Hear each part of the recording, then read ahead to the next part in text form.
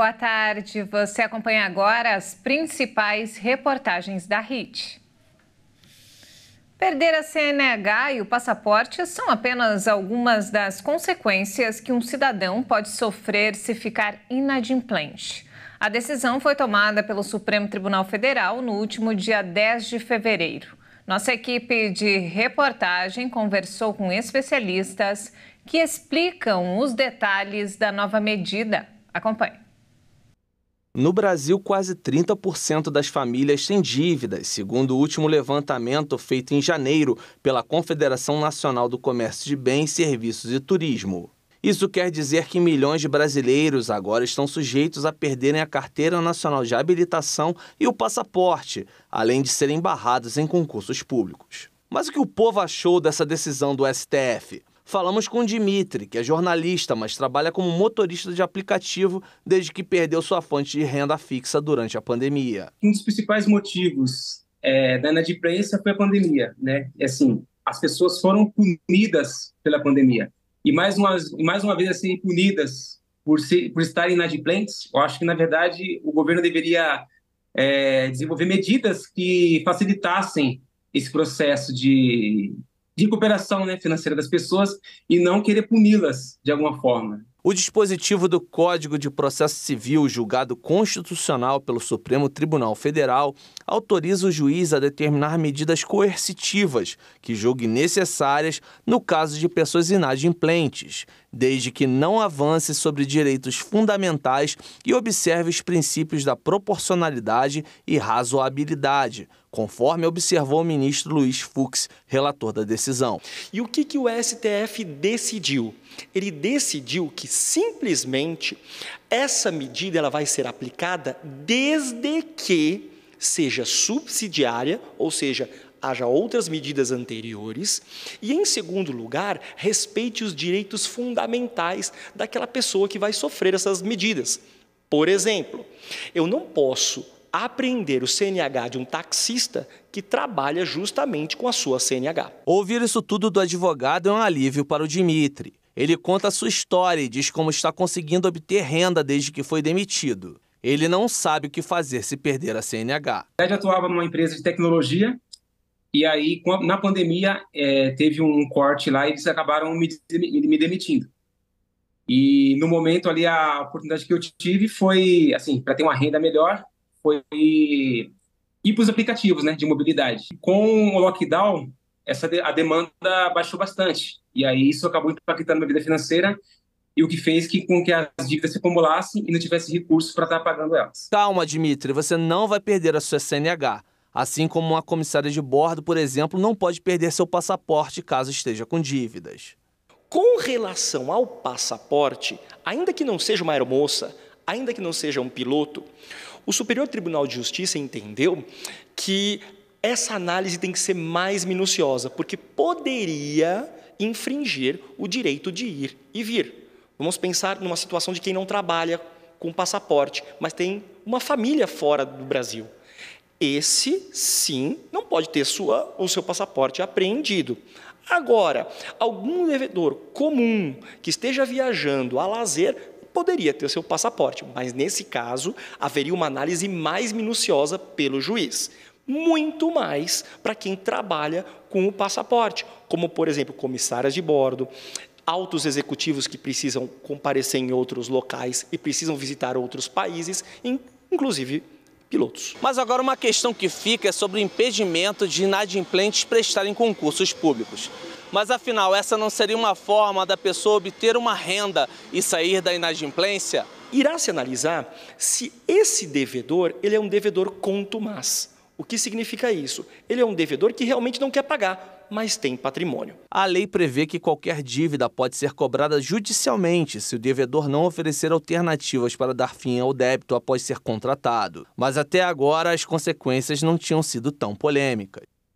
Quase 14 milhões de contribuintes vão deixar de pagar imposto de renda após correção da tabela. A estimativa é da Receita Federal. De acordo com o cálculo da Receita Federal, 13 milhões e 700 mil contribuintes vão deixar de pagar imposto de renda. A mudança acontece após a correção da tabela e atinge cerca de 40% do total de 32 milhões de declarações do Imposto de Renda de Pessoa Física recebidas no ano passado. As novas regras de correção da tabela entram em vigor a partir do dia 1º de maio. E quem ganha até 2 salários mínimos ou R$ 2.640 vai ficar livre do pagamento de imposto. O modelo beneficia as pessoas com faixas de renda mais baixas e amplia a isenção da faixa dos atuais R$ 1.903 para R$ 2.112, sendo permitida uma dedução simplificada mensal de R$ 528 do imposto de renda. A Receita ainda esclareceu que quem tem direito a descontos maiores pela legislação atual não vai ser prejudicado. A perda de arrecadação deve ser de 3 bilhões e 200 milhões de reais até dezembro e de 6 bilhões de reais no ano que vem. O calendário de pagamento do Auxílio Gás e do Bolsa Família foi retomado depois do feriado prolongado. Quem traz mais informações é a nossa repórter Bruna de Jaimo. Foi retomado o calendário de pagamento do Bolsa Família e do Auxílio Gás. Os pagamentos vão acontecer até o dia 28 de fevereiro. O governo pretende pagar mais de 21 milhões e 800 mil beneficiários. A tendência é que, com o pente fino realizado recentemente, mais de 1 milhão e 500 mil benefícios irregulares sejam cancelados. A partir de agora, quem tem o NIS com final 6 já pode receber o benefício. NIS com final 7 começa a receber o benefício no dia 23 de fevereiro. NIS com o final 8 no dia 24 de fevereiro. NIS com o final 9 no dia 27 de fevereiro e NIS com o final 0 no dia 28 de fevereiro. O valor médio do Bolsa Família para o mês de fevereiro é de R$ 606,91. Os beneficiários têm agora 120 dias para fazer o saque do Bolsa Família. Tem direito ao Auxílio Gás as famílias que estão inscritas no CadÚnico com renda mensal menor ou igual a meio salário mínimo. Para consultar a situação do benefício, é só acessar os aplicativos Auxílio Brasil ou Caixa Tem, ou até mesmo pelo telefone 111. O beneficiário pode sacar esse valor através das casas lotéricas, dos postos de autoatendimento e das agências da Caixa Econômica Federal.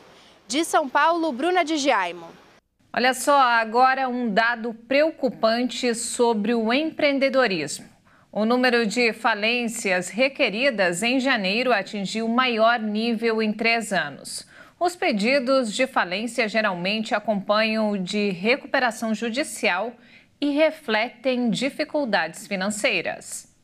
Em janeiro, foram 72 pedidos de falência requerida. No ano passado, 46. E em 2021, apenas 40. O levantamento foi realizado pelo Serasa Experian, que mostrou que os pedidos de falência geralmente acompanham o de recuperação judicial e refletem dificuldades financeiras, mas que também há casos nos quais esse instrumento jurídico é usado como medida extrema. Dessa forma, o processo de falência passa por 3 etapas importantes. Quando a companhia fica inadimplente, depois o pedido de recuperação judicial, que é quando consegue a proteção da justiça para negociar as dívidas e os prazos de pagamento, evitando o encerramento das atividades, demissões e falta de pagamentos. E, por último, quando não há mais alternativas e a falência é decretada. De acordo com especialistas, o número de falências pode continuar subindo ao longo do ano. Como reflexo da realidade, é possível perceber grandes empresas neste cenário, a Americanas principalmente, seguida por outras 2 baixas, da Pan Produtos Alimentícios, que pediu a autofalência, e a Livraria Cultura, que não conseguiu honrar as dívidas previstas no plano de recuperação judicial. Teve a falência decretada, mas que, por enquanto, está suspensa pela Justiça. O Procon de São Paulo fez um alerta sobre a possibilidade de altas abusivas de preços de itens de primeira necessidade nas cidades do litoral norte paulista atingidas por fortes chuvas que causaram destruição e dezenas de mortes. O nosso repórter Leonardo Félix traz mais informações. Os itens citados pelo PROCON são alimentos, remédios, água e combustíveis. O alerta se dá por conta da situação de calamidade na região. Há relatos de que comerciantes estariam vendendo 1 litro de água por até R$ 93 em São Sebastião, a área mais atingida pelo temporal. De acordo com o PROCON, apesar de não existir tabelamento de preços no Brasil, o Código de Defesa do Consumidor estabelece no artigo 39 que é vedado ao fornecedor elevar, sem justa causa, o preço de produtos ou serviços, o que é agravado em situações de extrema fragilidade do consumidor. Os abusos no litoral de São Paulo devem ser denunciados à Fundação para que os casos sejam investigados e, em caso de confirmação, que os comerciantes sejam punidos. A orientação para os consumidores é que solicitem a nota fiscal ou tentem registrar o eventual abuso para que os órgãos competentes façam as análises técnicas. As reclamações devem ser feitas no site do PROCON, na página Espaço Consumidor. De São Paulo, Leonardo Félix. O Brasil tem registrado eventos climáticos cada vez mais intensos e frequentes nos últimos anos devido às mudanças climáticas. Especialistas alertam que o país precisa de uma reformulação na política pública para evitar tragédias ainda maiores. As chuvas recordes que deixaram dezenas de mortos no litoral norte de São Paulo são o mais novo exemplo no país dos efeitos das mudanças climáticas, que exigem uma série de políticas públicas de mitigação e reordenamento urbano. Mais de 680 milímetros de chuva caíram em 24 horas no final de semana passado em São Sebastião, um balneário paulista entre o mar e a serra, onde está concentrada a maior parte das vítimas. A água provocou rios de lama que arrastaram casas construídas nas encostas da região, a 200 quilômetros da capital do estado. A chuva foi mais do que o dobro do esperado para todo o mês, o que marca o maior volume acumulado da história do Brasil, de acordo com autoridades.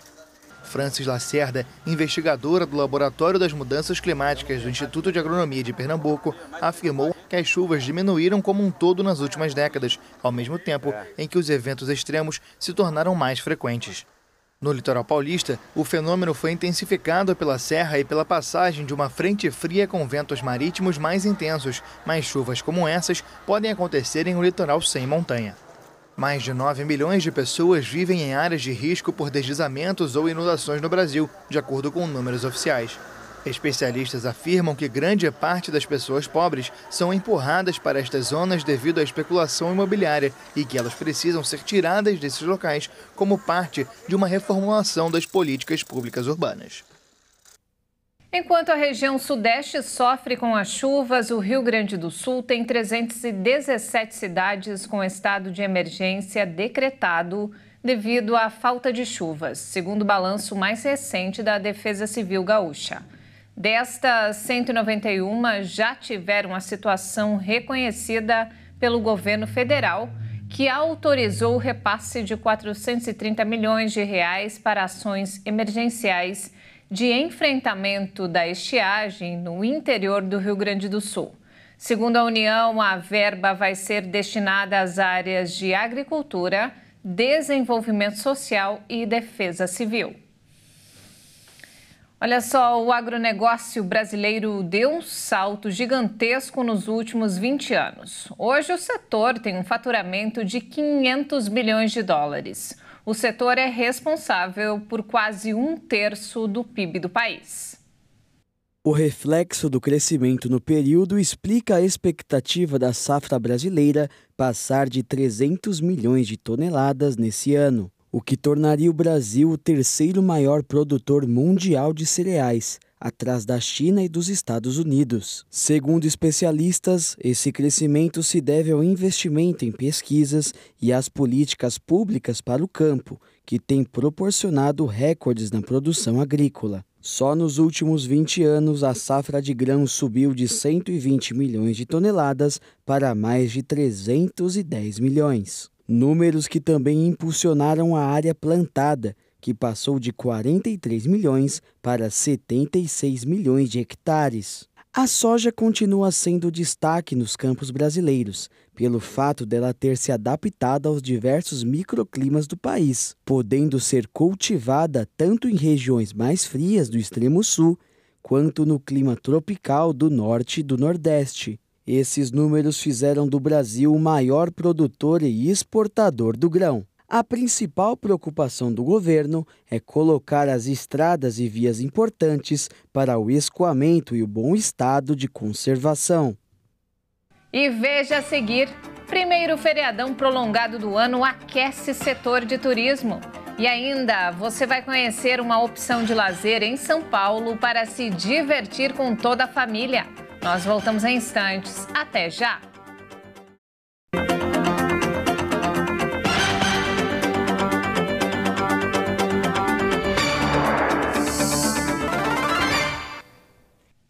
O primeiro feriadão prolongado do ano animou o setor de turismo. Os hotéis das principais cidades do país ficaram lotados.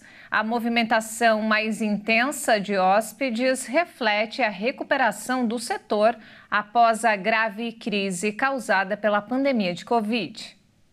O setor hoteleiro de São Paulo comemora a alta por busca de reservas. O valor das diárias com café da manhã para este feriadão teve um aumento entre 10% e 20%, de acordo com a Associação Brasileira da Indústria de Hotéis, ABI. Diárias que fora da temporada custam R$ 350 chegam a custar R$ 800 durante o período. A cidade de São Paulo é uma das maiores malhas hoteleiras do Brasil, com mais de 1.300 unidades, o que representa aproximadamente 45 mil apartamentos. De acordo com a ABI, o feriado prolongado deve contribuir para a taxa de ocupação hoteleira na cidade. O setor espera igualar ou até mesmo superar a ocupação dos anos anteriores à pandemia, o que seria alcançar uma ocupação de 55%. Mas representantes do segmento lembram do panorama negativo que foi encarado durante os anos com maiores restrições sanitárias impostas pelo coronavírus. Nós passamos pela pandemia, que foi um sofrimento terrível. 2020 e 2021, com muito pouca atividade na cidade de São Paulo, que é uma cidade que se caracteriza pelo turismo de negócios, ou seja, ela é movimentada através das feiras, dos eventos, dos congressos, ou seja, uma cidade voltada ao turismo de business.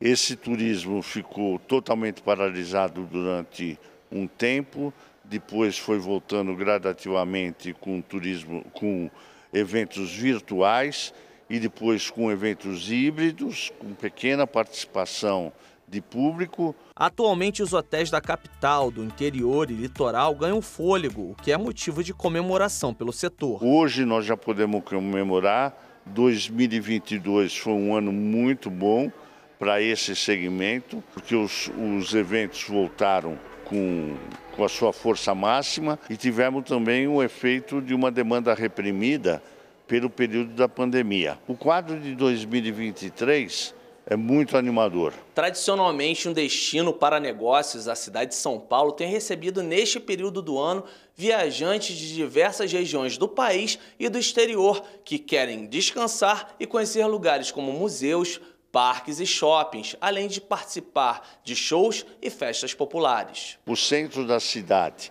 que tem hotéis de categoria mais popular, a ocupação é acima de 90%. Outra característica são os destinos de lazer, principalmente praia, estação de águas e os resorts. Esses estão com 100% de ocupação, com certeza. Antes da pandemia, segundo a ABI, o turismo de negócios recebia cerca de 65% a 70% de seu público vindo do exterior. Deste total, 80% era formado por norte-americanos. Hoje em dia, esse perfil mudou. De 30% a 35% dos hóspedes são dos Estados Unidos. Já os viajantes em busca de lazer são predominantemente brasileiros. 90% ou mais vêm das diversas regiões do país, por conta das tarifas aéreas em alta e da cotação desfavorável do dólar, de acordo com a associação. Nós conseguimos concluir o ano de 2023 com um número de contratos fechados de aproximadamente 25% a 30% superior ao que foi 2022. E também o que foi caracterizado em 2019 por volta de 30%. Tá? Então, o que a gente espera é que esse mercado continua aquecido. Diante de tantas boas notícias, as perspectivas para 2023 são as melhores possíveis. A gente pode esperar para São Paulo, através dos grandes eventos. Nós vamos ter eventos esportivos, vamos ter eventos musicais em São Paulo durante o ano de 2023 e que vão efetivamente colaborar para que essa ocupação seja muito elevada, o que fortalece o segmento de hotelaria e eventos no geral. Um estudo brasileiro apontou que pessoas com ansiedade e depressão após casos leves de Covid podem ter alterações cerebrais. A pesquisa demonstrou que a infecção pelo coronavírus pode interferir na função e estrutura do cérebro.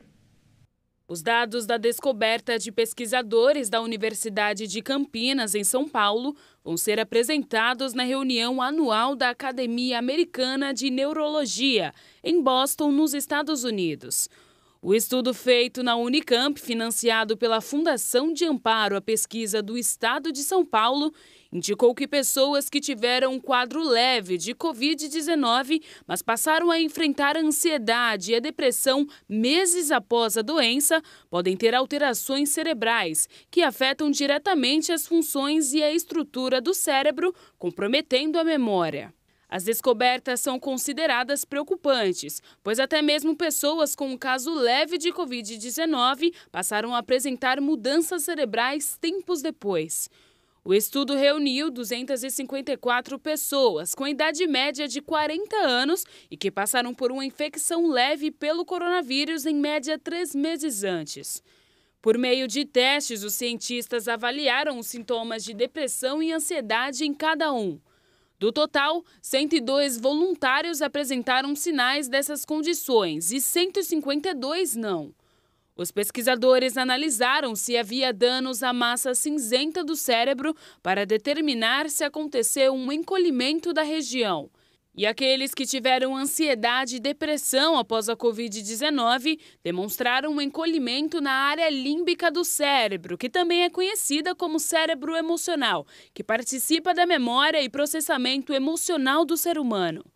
Os cientistas descobriram que as pessoas que tiveram sintomas de ansiedade e depressão tinham alterações funcionais generalizadas em todas as 12 redes cerebrais testadas. Já o grupo sem sintomas teve mudanças em 5 locais. Todo ano é assim. Os casos de doenças respiratórias aumentam no verão e os sintomas virais muitas vezes são parecidos. Por isso, é bom saber como prevenir a transmissão das síndromes gripais. O ano escolar de 2023 já teve início nas escolas de Dourados. Só na rede municipal são mais de 33 mil crianças, jovens e adolescentes. Nas salas, pelo menos 30 alunos dividindo o mesmo espaço. O que pode sim favorecer a transmissão de vírus, o que acaba ocasionando um aumento nos casos de síndromes gripais. A volta às aulas, acarreta mais infecções mesmo. Elas estavam num período em que não estavam convivendo juntos e agora volta essa aglomeração. Então é mais comum ter as infecções de síndromes gripais. Sejam elas sinusites, amidalites, faringites, otites, rinite. Então é comum voltar essas infecções. Para esta otorrinolaringologista, é importante analisar o quadro das crianças antes mesmo de ministrar qualquer tipo de medicação. Não medicar certo, ela pode causar, além de uma piora da infecção que você está, ela pode trazer outros tipos de doenças, A piora do fígado, por exemplo, acarretar uma sobrecarga no fígado, no rim, além de outras doenças, até da própria mucosa, tanto oral quanto gastrointestinal. O time do sol teima em ficar escondido entre as nuvens. Este ano, o mês de fevereiro, está atípico no município.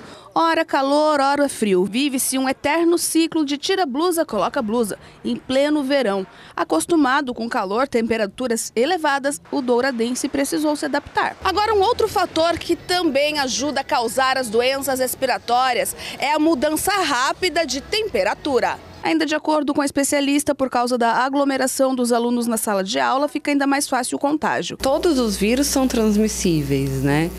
Se você está com uma infecção, é recomendado que use a máscara. Assim como qualquer outro vício, ficar tempo demais em frente a uma tela, como de computador, pode ser prejudicial, principalmente na infância. Além disso, o uso excessivo de tablet ou celular, além de prejudicar a visão, pode comprometer o desenvolvimento social. E esse transtorno tem um nome: nomofobia. Tocar violão, bater bola ou até mesmo escalar obstáculos.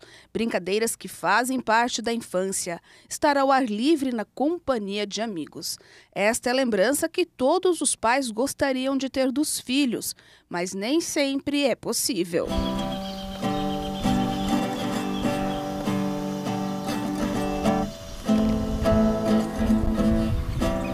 Desde muito cedo, João Manuel teve contato com as telas. E agora, aos 7 anos, a mãe está diminuindo. E a diversão passou a ser fora do mundo virtual. A gente adotou algumas estratégias assim dentro de casa. Por exemplo, o João, ele fica na escola o dia todo. Então isso já é uma estratégia assim, a gente dispensa esse recurso. Ao invés de pagar alguém para cuidar, né, ou ficar com alguém, ele fica na escola, né? A escola oferece esse serviço, né, de ficar o integral, e aí lá ele tem as atividades escolares, mas também as outras atividades. Agora, uma alternativa de tirar as crianças do uso constante de telas é trazer a meninada para parques, para brincadeiras ao ar livre. Eu e meu marido, a gente se esforça bastante para trazer o João para parque, para levar o João em cinema, na casa dos amigos para brincar. Então, sempre quando a gente vai para esses lugares, filho, o celular deixa em casa, porque agora a gente vai brincar, você vai se divertir. Então, a gente sempre adota essa postura dentro de casa. Não é mais gostoso a gente sair um pouco do celular e vir para um parque, brincar, jogar bola e ir no parquinho? Sim, eu gosto de vir aqui no parque. Você gosta de vir no parque? Sim. E o vício em telas tem um nome: nomofobia. O transtorno costuma atingir o público adulto, mas o infantil não está livre. De acordo com a Sociedade Brasileira de Pediatria, em crianças, a nomofobia pode ser ainda mais grave, porque o cérebro ainda está em formação. Esta psicóloga explica a importância da diminuição no uso das telas e da socialização infantil. O principal indício é quando ela não consegue ficar longe de tela alguma.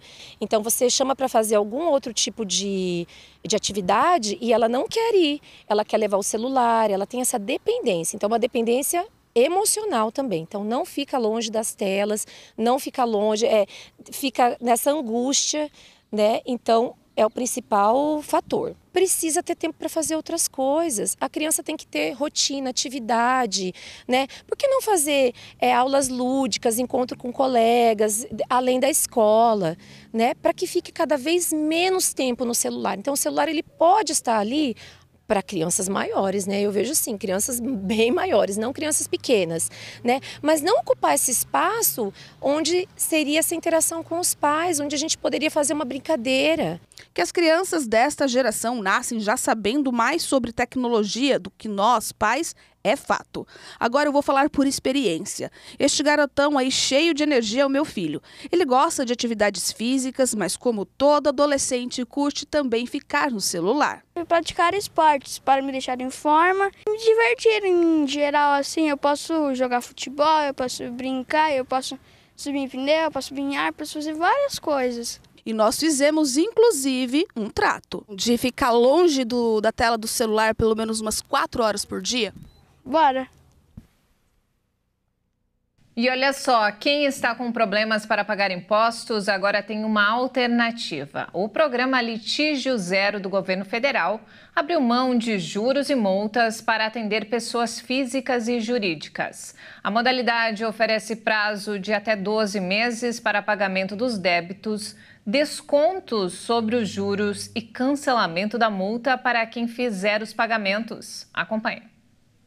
O programa Litígio Zero tem o objetivo de resolver conflitos fiscais e reduzir as ações nas delegacias da Receita e Conselho Administrativo de Recursos Fiscais, o CARF, e para isso oferece condições facilitadas de negociação para pessoas físicas e jurídicas que estão contestando valores junto à Receita. As dívidas objeto do programa Litígio Zero são dívidas que estão em discussão administrativa no âmbito das delegacias de julgamento e do Conselho Administrativo de Recursos Fiscais, o CARF.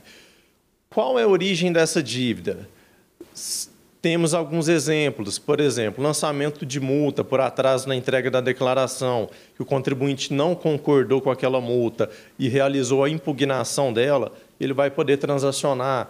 Um auto de infração, onde o contribuinte sofreu uma fiscalização que resultou no lançamento de ofício e o contribuinte realizou a impugnação e essa discussão encontra-se em âmbito de DRJ e CARF, ele vai poder transacionar com descontos e prazos adequados. O programa está dividido em duas modalidades: pequenos valores para débitos de até 60 salários mínimos e grandes valores para dívidas acima de R$ 72 mil.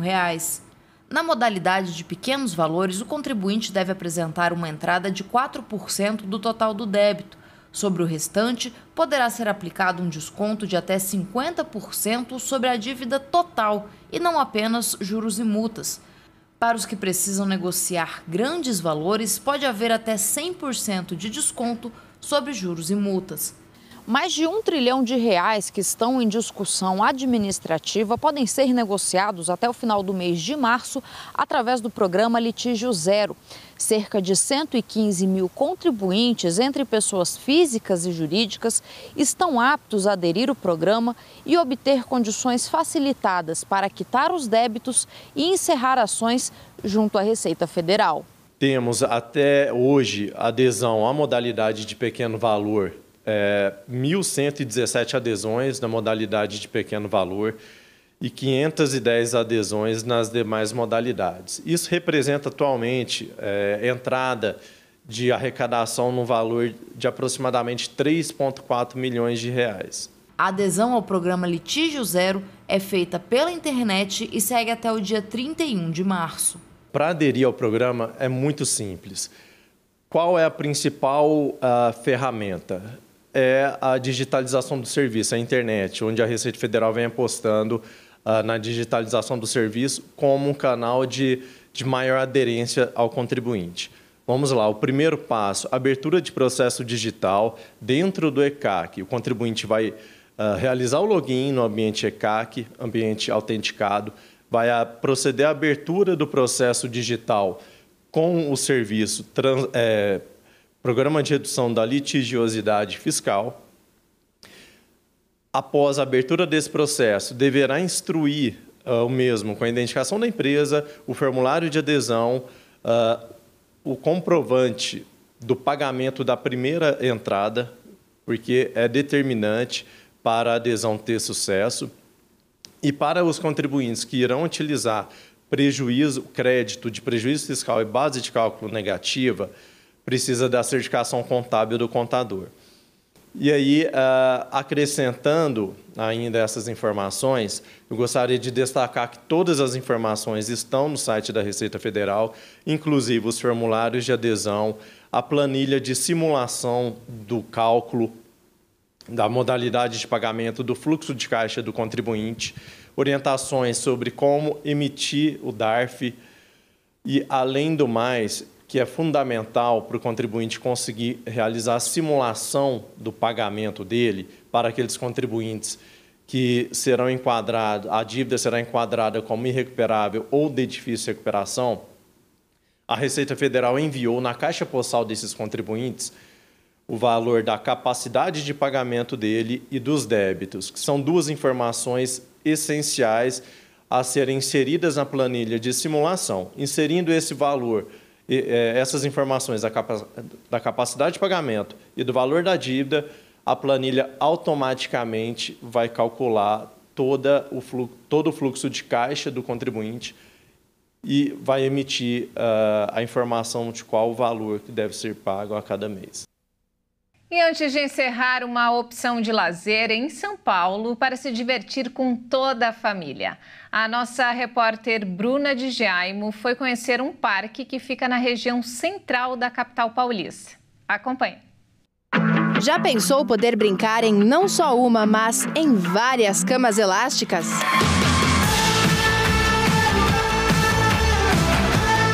se também tiver alguns brinquedos infláveis? Aí a brincadeira fica melhor.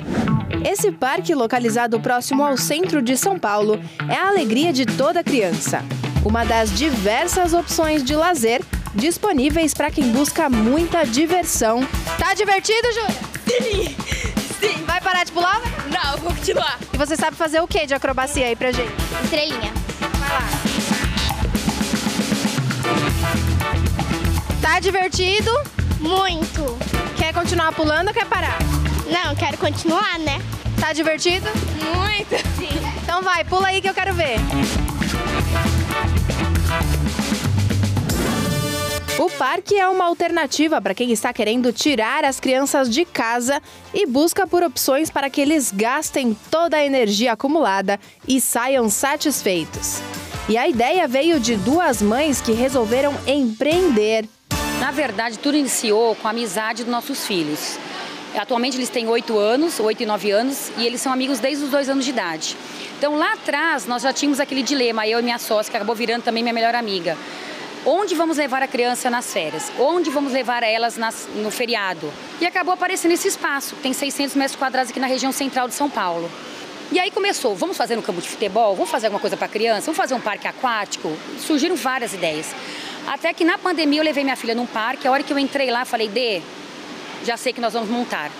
Aí começou aquela correria, eu desenhando, ela pesquisando os brinquedos, fábrica, bombeiro, pedreiro, tudo ao mesmo tempo, isso no meio da pandemia, com criança pequena em casa, em aula online, não olhamos para trás. E com tantas opções fica até difícil não se divertir, não é mesmo? Por aqui são 600 metros quadrados com muitas atrações legais. Tem recreação, tem um circuito de 19 metros inflável, tem a parte baby e tem muita cama elástica. Não tem como as crianças ficarem entediadas por aqui. E além de tudo isso, o parque resgata a parte mais legal da infância: o brincar sem a presença de telas. A gente quer que criança seja criança, né? A gente não trabalha com eletrônicos, a gente faz recreação, interação, resgata nossas brincadeiras da infância. E mesmo em ambientes assim, cheios de estímulo, é possível aprender muitas coisas. Ela vai aprender a dividir. Ali eu tenho umas crianças que nesse momento estão até fazendo um desenho, pintando. Ali elas dividem o giz, elas escolhem junto, cada uma pega um desenho. Na hora de uma brincadeira com bola, elas vão montar equipe, sabe que todo mundo tem que trabalhar em equipe, que um depende do outro para essa brincadeira. Eu acho que é basicamente isso. Além das crianças, tem muitos pais que adorariam estar lá pulando com eles. Você tem vontade de entrar aí nas camas elásticas? A gente sabe que não pode, mas você tem vontade? Ah, tenho. Se tiver uma oportunidade eu vou entrar, né? Pena que não pode, senão eu estaria lá dentro já. Com certeza. Só não posso, né? Mas eu queria muito. Mas os pais também queriam brincar com os filhos. Ficar pulando, se animando com eles. Mas não pode, mas eu queria estar lá pulando. Mas já que não podem, ficam só olhando de fora mesmo.